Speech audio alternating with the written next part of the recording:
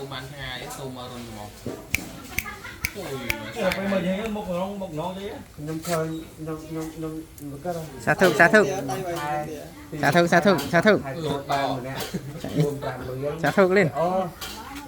lên lang lang lang xả thượng ngớp lên ngớp ngớp dạ mà rồi xem lôi dây mới mục mục với lôi để giá mục rồi nhà mày nhà mày nhà mày nhà mày nhà mày nhà mày lên nhà mày nhà mày nhà mày này nhắm sạch cô trôi sạch cô nhắm đi với bự nhắm đặc cô nhắm đặc cô trời mầm đặc cô lên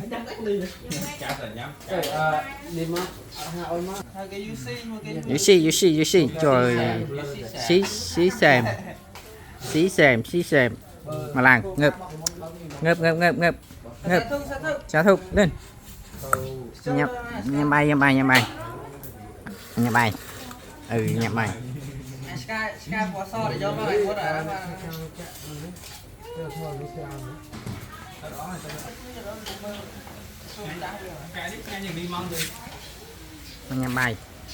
nhà bay xem nhé cái lòng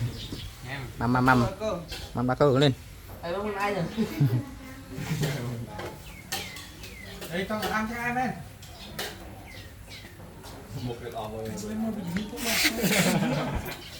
mầm đã cơ lên ô trai bạn áp vây nhung tâm nè bay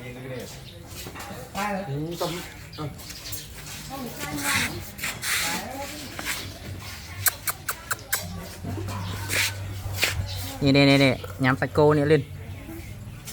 xem mà khi sạch cô ri sạch cô thì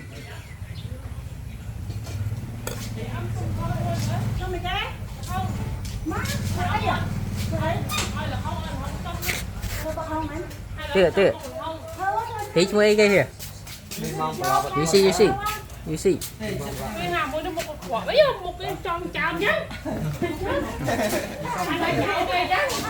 nhắm sẽ kêu lên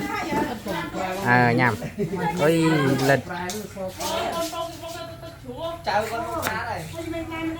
mua bỏ tôm ra bây giờ tôm ngày lên tôm ngày mua nhà mai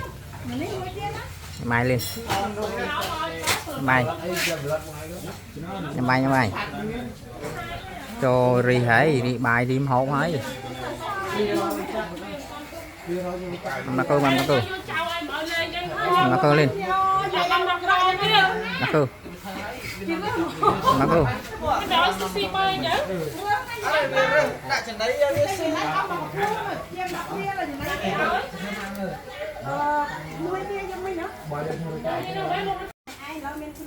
dạ bạn kia mà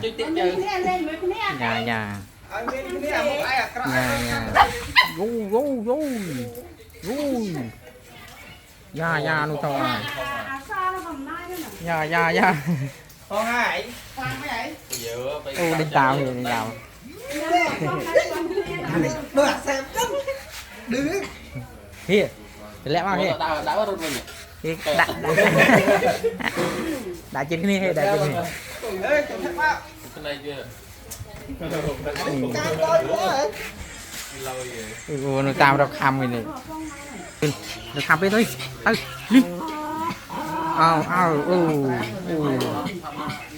đọc khăm anh luôn đọc khăm cái này đọc khăm cái này đọc khăm anh luôn dạ lên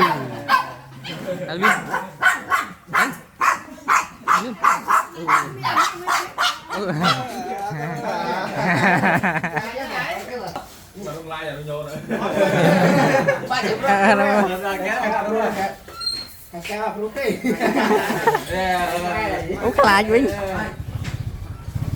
ta ca pro pro man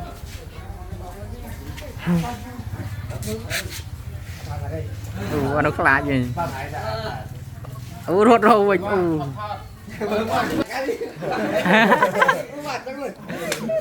ngấp ngấp thế ngấp ngấp ngấp ngấp lên bà ơi thầy chạy chào ơi Không gì cho lại. thì Đấy, bà lấy nó khám à. ấy thằng bé à chụp đó còn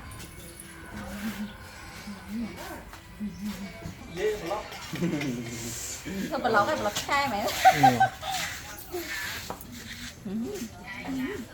người đó khăm kia là mình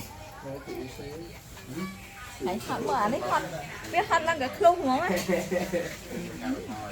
Bây giờ kia lại chấp nghiệm. Còn bà lấy nha đây, con bà lên.